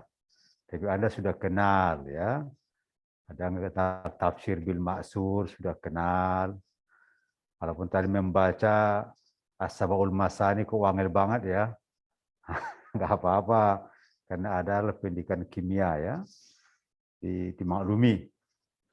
Orang yang baru Islamnya baru ya kan, mengenal Islam secara di tarbiyah ini dalam mata kuliah PSI. Itu. kisi-kisinya ya. Ya, silakan dipelajari. Maka saya bikin multiple choice gitu supaya bisa Anda kalau Anda saya baca nanti bahasa Arabnya umpamanya menafsirkan Anda pasti nggak lulus kan. Ya, umpamanya saya teks Arabnya dari Al-Fatihah, silakan terjemahkan. Nah, itu nanti Anda bisa, jangankan Anda, orang yang bahasa Arab aja orang iso ya kan. Apalagi yang Anda kimia ya. Kan Anda bukan bidang itu. Oke, yang lain silakan. Itu dalam bentuk esai atau pilihan ganda, Pak? Pilihan ganda. Nanti Anda bismillahirrahmanirrahim ABCD ABCD ABCD dalam B gitu kan. Ya, jadi ya dong. Ya. Jadi bismillah ABC ABCD ABCD. Nanti pas 1 menit apa yang terakhir kata-katanya ya toh. Kan 1 menit satu soal kan. Dia 60 detik. ABCD ABCD ABCD ABCD. Pas terakhir pak. Berarti C berarti gitu ya. Ya. Silakan Anda itu ya. Ya. Oke, silakan yang lain. Maksudnya nanti kalau memang tidak ada yang bertanya lagi, kita cukupkan nanti habis tengah 11 nggak jadi berarti. Kita langsung nanti berdoa untuk selesai gitu. Ya, kalau memang tidak ada yang bertanya, dari awal sampai akhir loh ya. Awal sampai akhir ada yang mengganjal, silakan tanya. Monggo. Ya, silakan Mbak Faiz. Novita. Saya izin bertanya, Prof. Yo, silakan. Saya itu kan buat materinya itu kan yang Hasbi Asidiki gitu kan, Prof. Ya, ya. Nah, terus tuh kemarin saya nyari yang terjemahan, misalkan per ayat itu apa itu nggak ketemu, Prof. Nah, ketemu kitabnya itu bahasa Arab semua, Prof. Saya nggak bisa terjemahinnya. Terus saya mau tanya, jadi terjemahan per ayatnya itu gimana, Prof? Kamu di Jogja enggak? Di Jogja? Enggak. Di Jogja kan ada di perpustakaan. Nah, An-Nur. Jadi tafsirnya kitab An-Nur ya. Ada di perpustakaan, ada insya Allah ada. Oh, itu. Kalau di Jogja ya ke perpustakaan dong ya. Jangan di kos terus. Untuk apa kamu ke Jogja kalau enggak ke perpustakaan? Kosnya di mana? Di Sleman. Slemannya di mana? Sleman itu jauh apa? Di Maguwo. Oh, Maguwo, lah dekat sekali ke UIN. Iya, kemarin belum sempat mau studi literaturnya ke perpus, baru carinya itu di jurnal, Prof. Jadi belum ke perpus, besok coba cari ke perpus. Jurnal itu banyak salahnya loh, nggak semua baik loh ya. Jadi jurnal itu juga dia kutip sana kutip sini juga. Saya udah banyak menilai jurnal-jurnal itu ya, tulisan itu ya. Nah. Ya, coba besok saya cari ke perpus. Nanti nggak ketemu saya tanya lagi ke Prof nih. Yo, silakan. Yo. Kitab tafsir An-Nur ya. Karya Hasbi Asidiki ya. Ya, ada di perpustakaan ada, Mbak. Insya Allah ada. Apa lagi?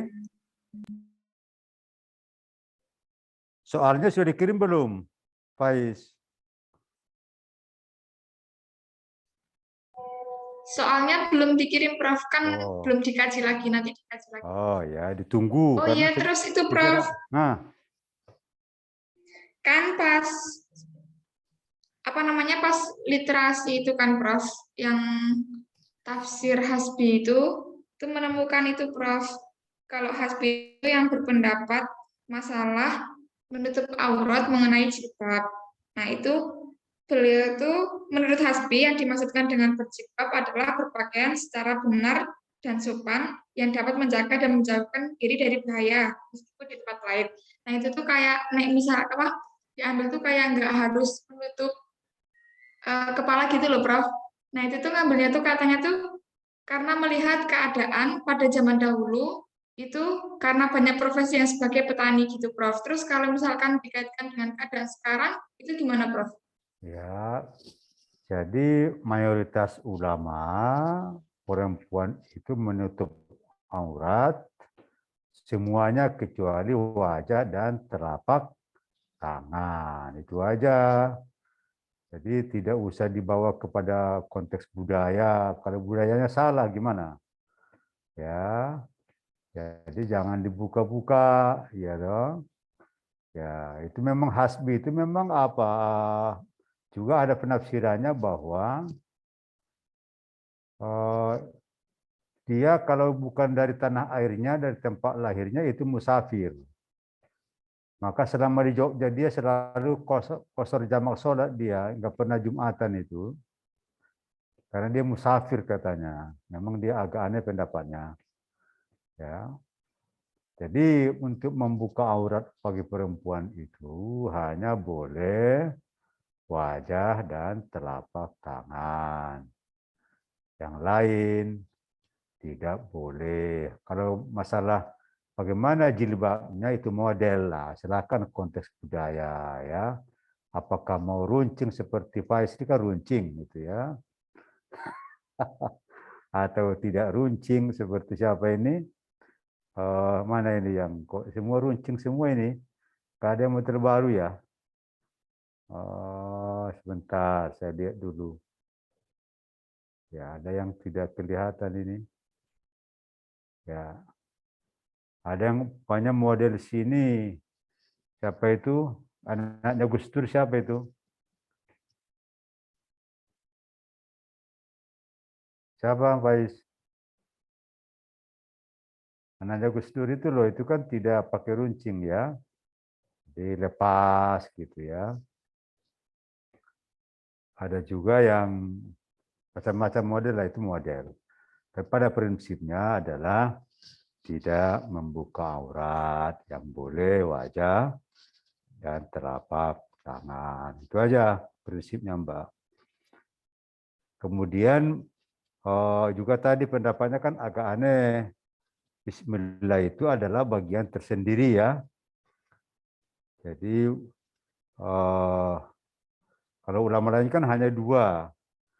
Bismillah tidak bagian dari Al-Fatihah, tetap 7 ayat, atau bagian dari Al-Fatihah tetap 7 ayat. Hanya ayat ke-7 berbeda, kan begitu. Ya. Kalau hasbi Bismillah itu adalah ayat sendiri gitu ya. Tetap ayat tapi jadi dia di tengah-tengah nampaknya ya. Tetap ayat sendiri tapi bukan bagian dari Al-Fatihah gitu loh ya. Entah surat apa, berarti surat Bismillah begitu mungkin ya. Itu agak aneh pendapatnya. Enggak apa-apa. Cuma juga berpendapat ya. Oke, yang lain silakan.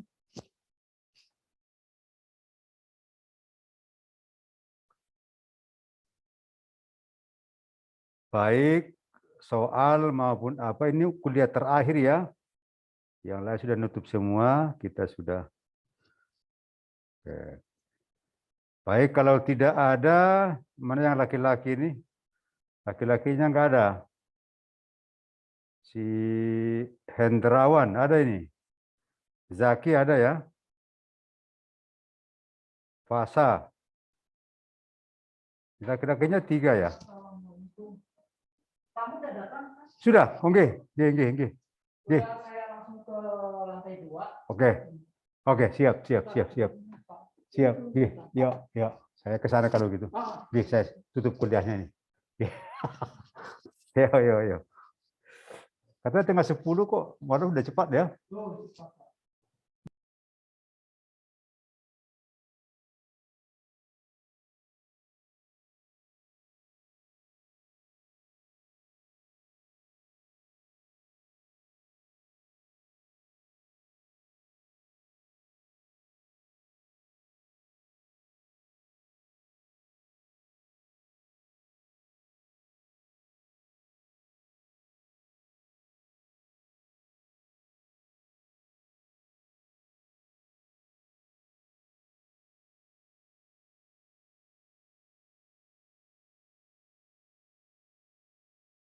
G.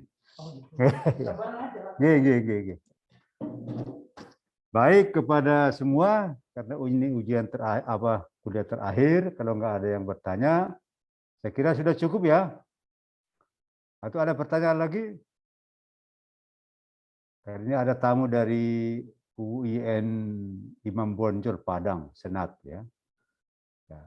Kita mau menyambut mereka, ikramud duyuf ya, memuliakan tamu. Baik, semua mari kita berdoa. A'udzubillahi minasyaitonirrajim. Bismillahirrahmanirrahim. Alhamdulillahirabbil alamin. Hamdan wa ni'maka fi mazidan. Ya Rabbana lakal hamdu kama yanbaghi li jalali wajhika wa 'azimi sultanik. Allahumma shalli ala sayyidina Muhammadin tibbul qulubi wa dawaiha. Wa afiyatal abdan shifaiha. Wa nurul absari wa hidayah wa rasul. Allahumma rizqna fahman nabiyyin wa hifzal mursalin wa ilhama malaikatil muqarrabin rahmatika ya arhamar rahimin. Allahumma inna bil ilmi amin zayyinna bil hilmi wa aghfirna bil taqwa wa jambilna bil afiyati bi rahmatika ya arhamar rahimin. Rabbana faghfir lana kama rabbayana shighara. Wal muslimina wal muslimat wal mu'minina wal mu'minat minhum wal amwat. Allahumma lakal hamdu wa ilaikal mustaka wa antal musta'an. Wala haula wala quwwata illa billahil aliyyil azim. Allahumma yassir lana umurana wa hasil maqasidana bi rahmatika ya arhamar rahimin. Rabbana atina fid dunya hasanah fil akhirati hasanah wa qina azabannar. Ya aziz ya ghaffar ya rabbal alamin. Sallallahu alaihi wasallam Muhammadin nabiyil ummi alihi wasallam bi fadlika subhanahu wa ta'ala ma yasifun. Salamun alal mursalin walhamdulillahi rabbil alamin. Bisirril Fatihah. A'udzubillahi minasyaitonir rajim. Bismillahirrahmanirrahim. Alhamdulillahi rabbil alamin arrahmanir rahim. Iyyaka na'budu wa iyyaka nasta'in. Shiratal ladzina an'amta 'alaihim ghairil maghdubi 'alaihim waladdallin. Baik. Terima kasih kepada semua. Kalau ada hal yang kurang benar, saya minta maaf. Dan nanti mudah-mudahan lulus semua ya. Dengan nilai yang terbaik tentunya ya. Amin. Baik, kita tutup dengan hamdalah bersama-sama. Alhamdulillahirabbil alamin. Bisa difoto semua, menampakkan wajahnya difoto. Khofifah, memfoto Khofifah. Ya semua, saya buka masker saya pakai kopiah supaya layak jadi dosen gitu ya. Ya silakan foto untuk. Aku yang foto ya, Ke fakultas ke. Iya, Mbak Dinda saja. Semua videonya dihidupkan. Oke, silakan. Siapa yang mau foto? Saya, Pak. Sebentar. Yang mau foto siapa? Faiz. Khofifah. Ketua kelasnya bertanggung jawab. Adinda yang mau fotoin, Pak. Adinda, Pak, yang mau fotoin, Pak. Ya sudah? Oke, 1, 2. Sudah belum? Iya. 1, 2. Supaya kita baca. Sudah belum? Ya, bentar Pak hitung. 1, 2, 3. Baik, saya kira cukup. Belum, Pak. Assalamualaikum warahmatullahi wabarakatuh. Waalaikumsalam. Saya live ya. Terima kasih, Prof. Guys, slide yang